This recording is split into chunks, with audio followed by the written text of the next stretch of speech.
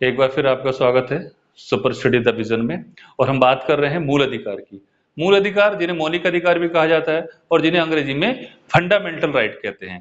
हमने इससे पहले 3 मौलिक अधिकार कंप्लीट कर लिए हैं, जिनमें हमने सबसे पहले पढ़ा था आर्टिकल 14 से 18 तक समानता का अधिकार, आर्टिकल 19 से 22 तक स्वतंत्रता का अधिकार और आर्टिकल 23 और 24 शोषण के विरुद्ध अधिकार। आज जो मैं आपको पढ़ाने जा रहा हूं वो मैं पढ़ाऊंगा आपको धार्मिक स्वतंत्रता का अधिकार, जो अनुच्छेद 25 से लेकर 28 तक है। तो आज हम क्या पढ़ेंगे?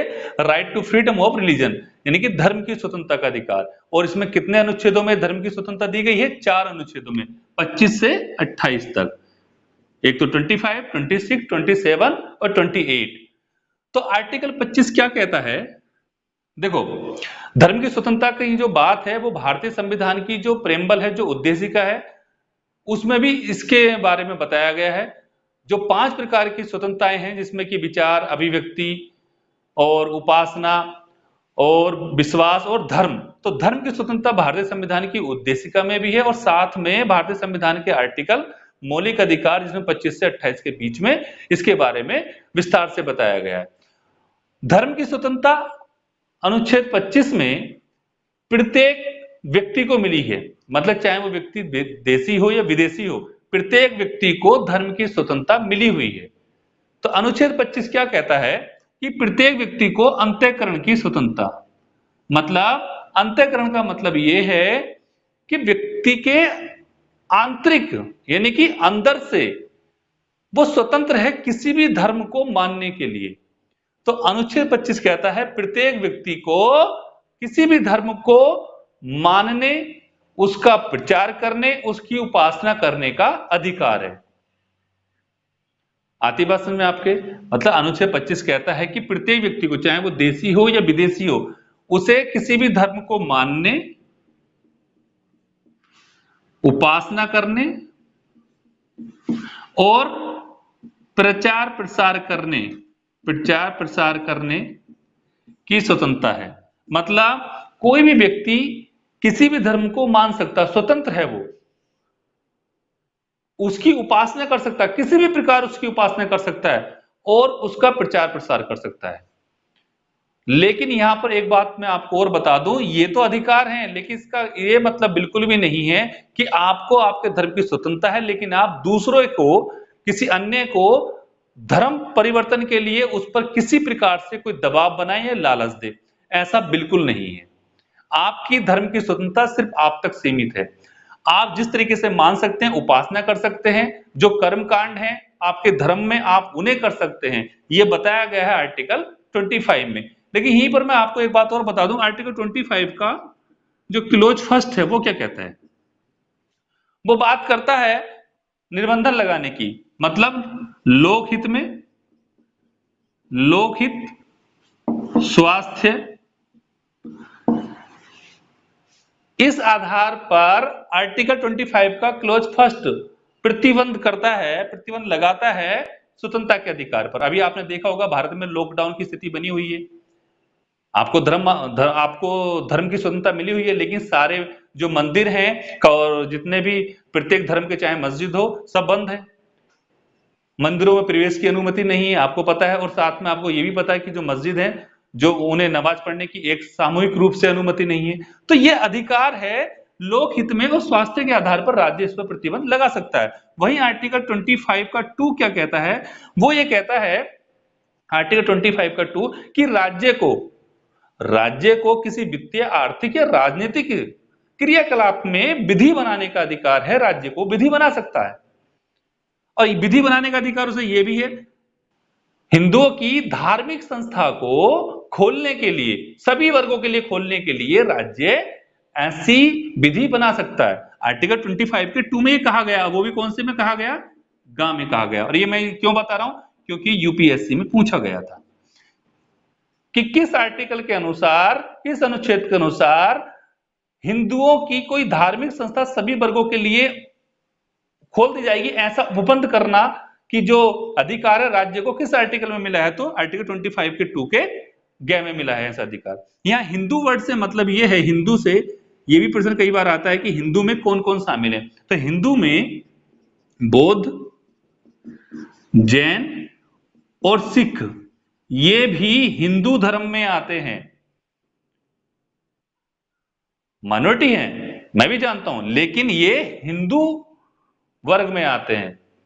तो यहां तक आपको समझ में आया। आर्टिकल 25 में क्या है? प्रत्येक व्यक्ति को अंतःकरण की स्वतंत्रता। नेक्स्ट है आर्टिकल 26। आर्टिकल 26 क्या कहता है कि धार्मिक कार्यों के प्रबंधन की स्वतंत्रता। क्या कहता है?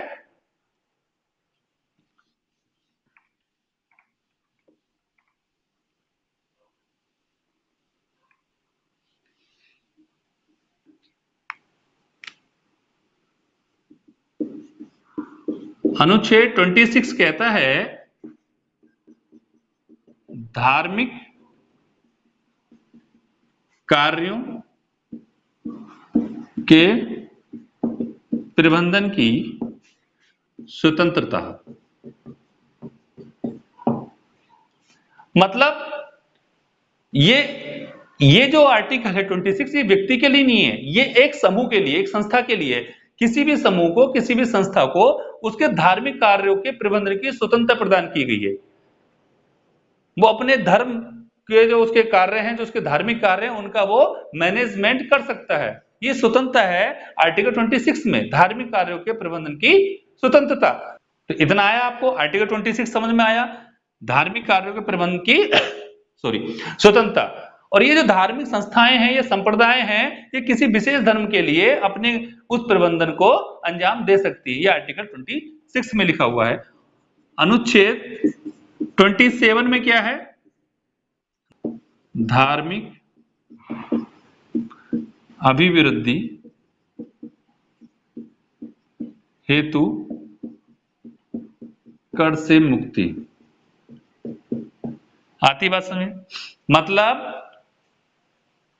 किसी विशेष धर्म को या किसी विशेष धर्म के लिए आपसे टैक्स, जिसे हिंदी में कर कहते हैं, नहीं लिया जाएगा। कर से मुक्ति दी गई है। मतलब किसी विशेष धर्म की, अगर हमें किसी विशेष धर्म को उसके लिए व्यय करना है, तो राज्य भी ऐसा नहीं कर सकता कि आपसे पैसा इकट्ठा करके, धन इकट्ठा करके किसी एक धर्म के लिए, किसी विशेष धर्म के लिए उसमें व्यय करे। वो टैक्स नहीं लगा सकता। लेकिन यहां पर आपको यह जानना जरूरी है, अनुच्छेद 27 ये तो कहता है धार्मिक अभिवृद्धि हेतु कर से मुक्ति, टैक्स नहीं लगेगा, लेकिन यहां शुल्क लगेगा। शुल्क लग सकता है। शुल्क मतलब फीस। अब आप कहोगे बोले शुल्क और टैक्स में अंतर क्या है? तो मैं दोनों बातें आपको बता देता हूं। टैक्स कर मतलब, देखो, टैक्स होता है किसी लोक प्रयोजन के लिए अनिवार्य धन की वसूली। किसी लोक प्रयोजन के लिए अनिवार्य धन की वसूली क्या कहलाता है? टैक्स कहलाता है। आती बात समझ में? किसी लोक प्रयोजन के लिए अनिवार्य धन है वो, लेकिन जो फीस है वो किसी विशिष्ट कार्य के लिए लिया जाने वाला शुल्क है। मतलब विशिष्ट कार्य, विशिष्ट कार्यों के लिए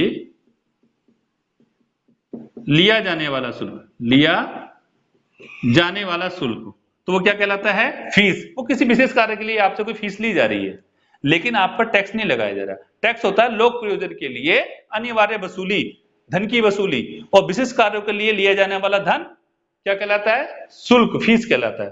तो समझे फीस और शुल्क क्या है? तो ये आर्टिकल 7 आपको टैक्स से मुक्त करता है। नेक्स्ट है आर्टिकल 28, जो धर्म की स्वतंत्रता का लास्ट अधिकार है। कई बार यहां से प्रश्न ये भी बन जाते हैं कि जो धर्म की स्वतंत्रता है वो संविधान के किन किन अनुच्छेदों में है और कितने अनुच्छेद हैं? तो 4 अनुच्छेद हैं, 25 से 28, मैंने अभी आपको बताया। तो अनुच्छेद 28, अनुच्छेद 28 क्या कहता है? अनुच्छेद 28 कहता है शिक्षण संस्थाओं के बारे में स्वतंत्रता। क्या कहता है? शिक्षण संस्थाओं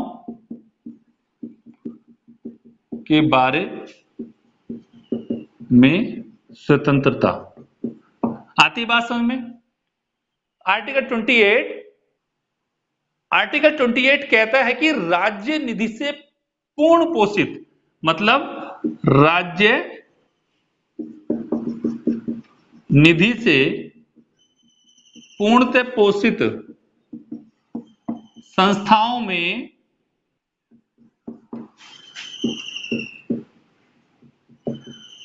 धर्म की शिक्षा नहीं दी जा सकती।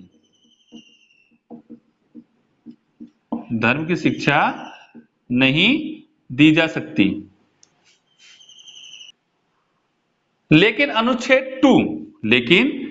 अनुच्छेद 28 का 28 का 2 जो है इसका अपवाद है। अपवाद वो क्यों है? वो कहता है 28 कि यदि किसी संस्था की स्थापना ही किसी धार्मिक न्यास के द्वारा हुई है, आप समझ रहे हैं, किसी धार्मिक न्यास के द्वारा हुई है, किसी ऐसी सोसाइटी के द्वारा हुई है जिसमें धर्म की शिक्षा देना अनिवार्य है, तो वहां पर धर्म की शिक्षा दी जा सकती है।